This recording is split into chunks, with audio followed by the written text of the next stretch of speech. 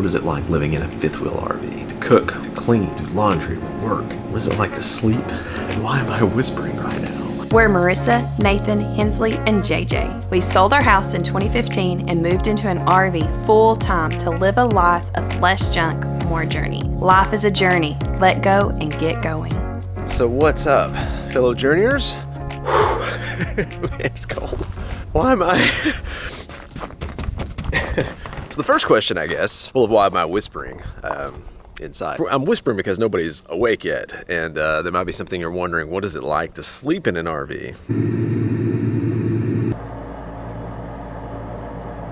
Well, it's, some things are similar to a house and some things are not. You can't be as loud as a house. You got the whole sound equation of we don't want to be so loud that we're waking each other up. Voices can be kind of bad, but like banging is super bad. So RVing in the winter in the snow might look luxurious on a picture or an Instagram photo, but it is a real pain, like RVing in the winter. This is our hose.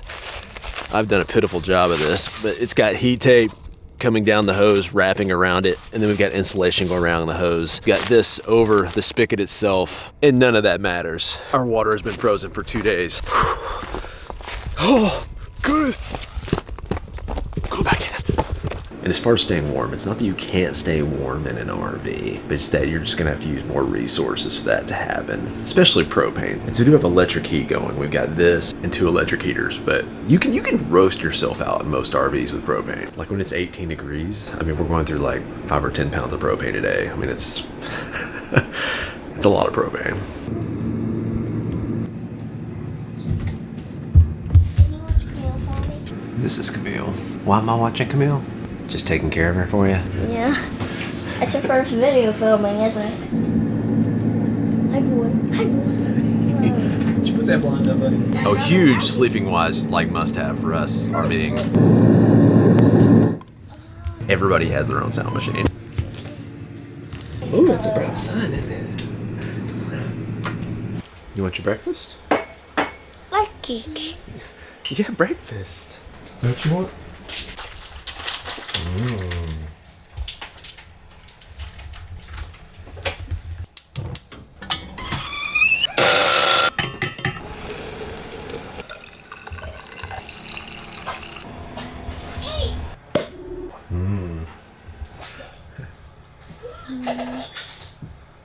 I like filming you taking pictures, it's great.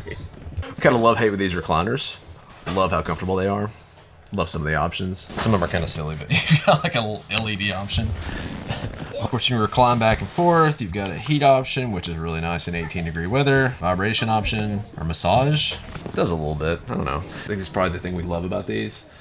Sit here, drink our coffee. Just being at our home base in the windows, it's been awesome. Just being able to look out and see sunrises and sunsets, and it's funny, Nathan's even like, we wouldn't even know this sunset or sunrise was happening right now. Because the sun always risen over there? Like, if we didn't have these windows. But that's the love with these recliners. The hate, I've actually really got one thing, well, 2 things.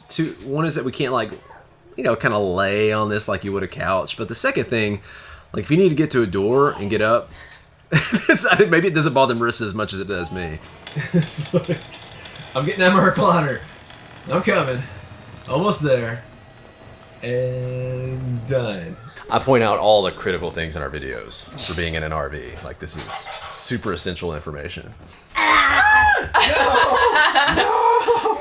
dinosaur! Oh no! Get her, JJ. Get her. Get her. JJ!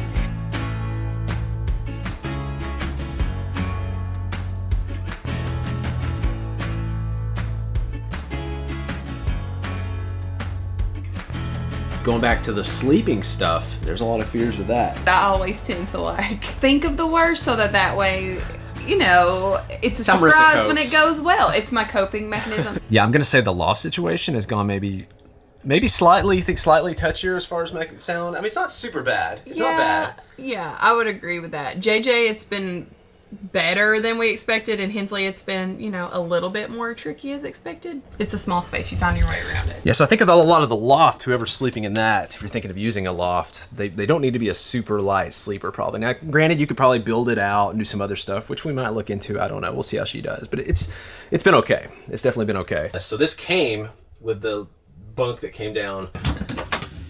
So that comes down. We forgot. We just got these in. Yay! Every RV we do this. So the bedding in an RV is amazing. So we got one for JJ's bed, so he's gonna get to use it for the first time. And then we got a matching one for Hensley and her bed as well. It's like your fitted sheet and your sheet are one. So imagine making this bed is just as simple as zipping it up, which in an RV in these tight spaces, it's really hard. And I can wash the twin. I can wash that in our all-in-one washer dryer, which is really nice that this zips apart and it makes two different pieces. So the thought was on this one, well, we took the top piece off of this because we don't need it anyways on the bed. That's the bottom sheet. This is the bottom sheet, yeah. But this gap was actually just a standard gap where like a child gate fit into it. So instead of me custom making something that was crazy heavy and didn't work that well, like what happened in the open range, we've instead gone with just something that we could... I got this off Amazon. I'll put the link if you're curious or whatever. But very few modifications to what we did to this, really. It's super easy. So I put in these little hooks, which that's what it comes with anyways. It's got 3 pivot points or lock points. So it's got a lock point here. It's got a lock point that I added this one. So this one's new. It's got a lock point here. And then it's got a lock point over here. This is the 3rd lock point right here. So 3 lock points. It's super steady. And he loves it. Oh, and then like putting them in and out, like way more. We got a way bigger gap than the other one. Yeah, so he just goes in and comes out, and he's been sleeping awesome in his bed. I'm so excited because I was worried that he wouldn't transition in it, but he's done great. He's been sleeping through the night. With this design, we wanted something that we could easily tuck away in the day so that they could play underneath this and have the headspace. So that's what's great about it is it just stores away in the day. So that is exactly what we wanted. Something that we could be using in a sleeping space when it was time to sleep, but then stored away so we have a headroom when the kids are playing in the playroom. So another question is like, what about the kids' space to play or to hang out, that kind of thing? What we learned, and this is one of the main reasons we went from the Airstream to the open range, was that the kids need, it was even with just Hensley, like her stuff was just coming into the living room, kitchen area and just taking it over. And so we're like, we need a space where like, keep your stuff in there for the most part. And they can just clean it up at the end of the day and that kind of thing. It's just, instead of us constantly having to clean things up because we needed to eat or we needed to sit. Most of your rear bunks are going to be, or your front bunks are going to be bigger than your rear bunk layouts in an RV. So this isn't as big of a bunk room, but we made some modifications that I think will help make it work. And so far, I think it's been good. All right, Vanna, what changes did we make in here as far as the play space? And this is definitely a work in progress. Meaning she does not like the current color scheme going on with the baskets. These are just the storage cubes we had on hand, but I'm trying to convince Nathan, what's your name? Bob. I'm trying to convince Nathan, my husband here, to get wicker baskets. So help me convince him. But because wicker is super functional and doesn't scratch it. Anyways, wicker's so cute. Yeah, it is cute. Anyway, it's a constant battle. Functional versus cute. Functional versus cute. That's really hard in an RV. But we took out the couch, which the couch was awesome.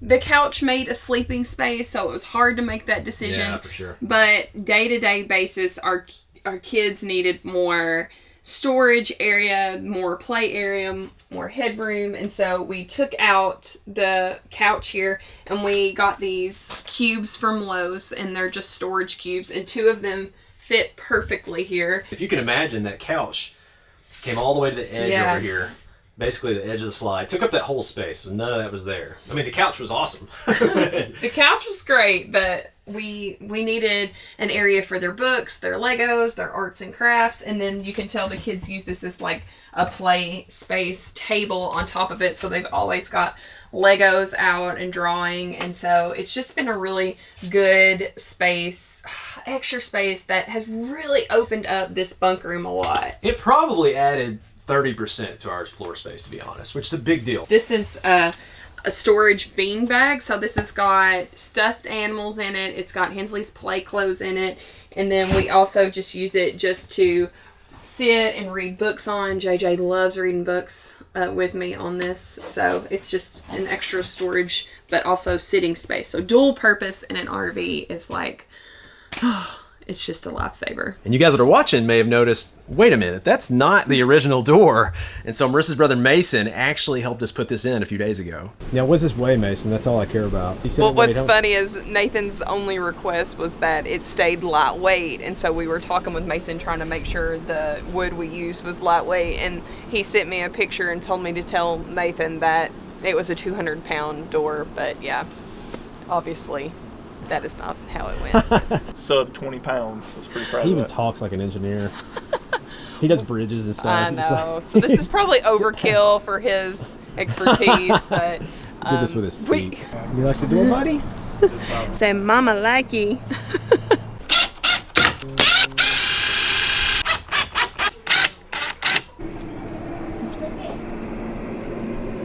It's definitely lighter than that other door. What is Do you remember that movie? Is it Jim Carrey? Yeah. Yeah. Ace Ventura when he's doing the sliding door. What's the point, Ventura? Only this. So we've been really happy with this door. I'm really glad that the kids can no longer run their mouths and toothbrush all over it. And when you first walk in, all you saw was like handprints and JJ slobber. So I think this is much more stylish. If you're good-looking people, maybe you want to see yourselves in the mirror, but we're like, we don't want we don't want any of that. I mean, it's just such an easy change, just using the same hardware. And I mean, it's I think it was $50 to build this door. So really inexpensive and an easy change out. What is cooking like in an RV? I do all the cooking, so I Wish. I do grilling on the outside. We've got like an outdoor grill that's on the front of the RV. It's not much different than cooking in a house. I remember when we started the RV lifestyle, I was honestly like freaking out a little bit about, well, what kind of pots and pans do I bring? What kind of meals do I make? And honestly, we brought the pots and pans from our house is pretty much what we still use. I did add the Instant Pot, which I love, but I would love that in a house.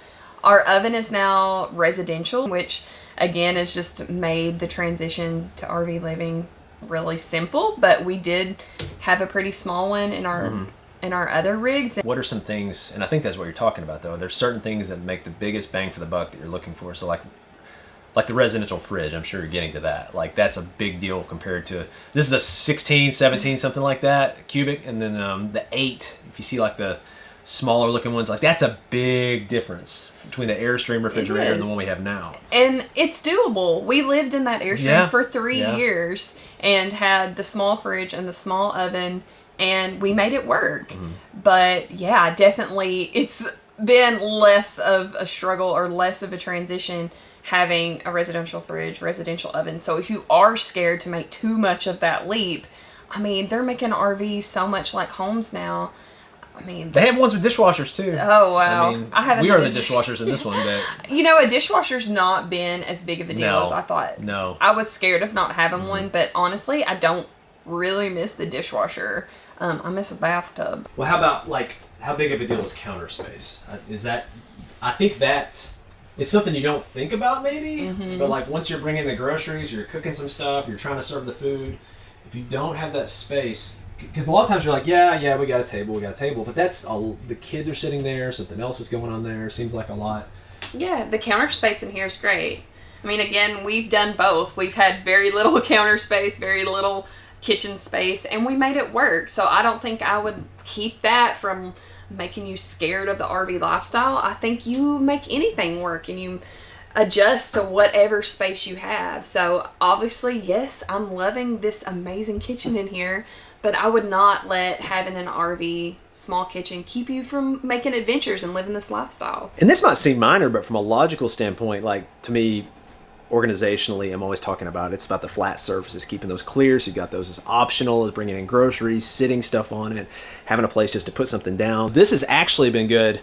This is our televator, you know, but having that down actually gives us another flat space or surface so that when we bring the groceries in, or we're bringing in presents from Christmas or whatever we're bringing in, they don't have to sit on the floor because it's like a chain reaction. Once you don't have the flat countertop or this kind of surface, then you've got to start putting things on the floor, and then you can't walk around on the floor, and then you start tripping and getting mad and all the stuff. So that's been really cool to have that too. I love that option over just like a permanently mounted TV. Do you have something else? You look like you're really Deep in thought. Yeah. Still working on this cup of coffee, I told you. Now it's cold. Let's go take a shower. Okay, so we have loved the shower, but one thing I've done that I know Marissa did not want me to do, but we just felt like it had to be done. I did swap out this shower head with the original shower head that was in this Grand Design because we were only getting, in like cold weather, we were getting like, I don't know, 6-7 minute showers. And she just wanted a longer shower. One of the things about RV living is the showers are not the most luxurious at times. You usually have smaller water heaters. You usually don't get as much water pressure. But if you saw us pick up this Solitude, you saw me flip out over the shower. That is Holy cow! We swapped out for this Oxygenix Evolution, and now we're getting a much longer shower. It added probably about 30% to it, so instead of 6 or 7 minutes, we're getting, I don't know, 8 or 9 minutes, something like that. But that's a big deal. Marissa will take every minute she can get. Well, it comes down to, can I wash my hair and shave my legs in the same shower? And sometimes the answer is no. You have to pick and choose. We're picking, shaving the legs is our choice, so that's what we're going to go with. I'll either probably paint this black to get it to match up, or we might even go with the tankless or small tank Truma water heater like what we put in our Airstream, because that... Help me convince Nathan to do that is a great answer, but it's way more complicated than just swapping out this head. We also added this in the corner. There was nothing here before, so this has support. I did the corner shelf because I can have more support. It's just sticks, so it's not a hole in the wall or anything like that. But they claim, I don't know, pretty much you can do pull-ups on it. Probably not pull-ups, but you can put a lot of weight on it, and hopefully that'll do good going down the road, and that gives us a little extra storage. We figured if we're talking about RV showers, we might as well just demonstrate how this bad boy works. Water can shoot out of this thing everywhere, as you'll see. It's pretty awesome. But it's a lot of water if you turn it on all at once. Look at that water pressure! That's great. So this is the Evolution rain head. It's pretty incredible. And then now we're going to show you what this does.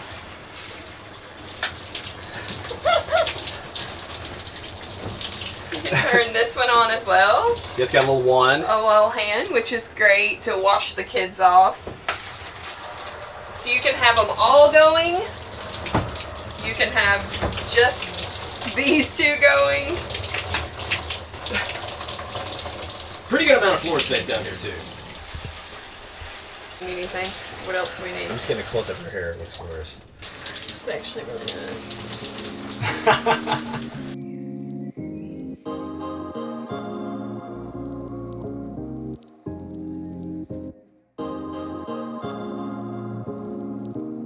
So what's it like to work in an RV? You know, this isn't quite my own personal office. Like I had a whole bedroom in our house that was like just an office, so that was really nice. So this isn't quite as good as that, but yet this is still, I mean, I've got some serious floor space. Yeah.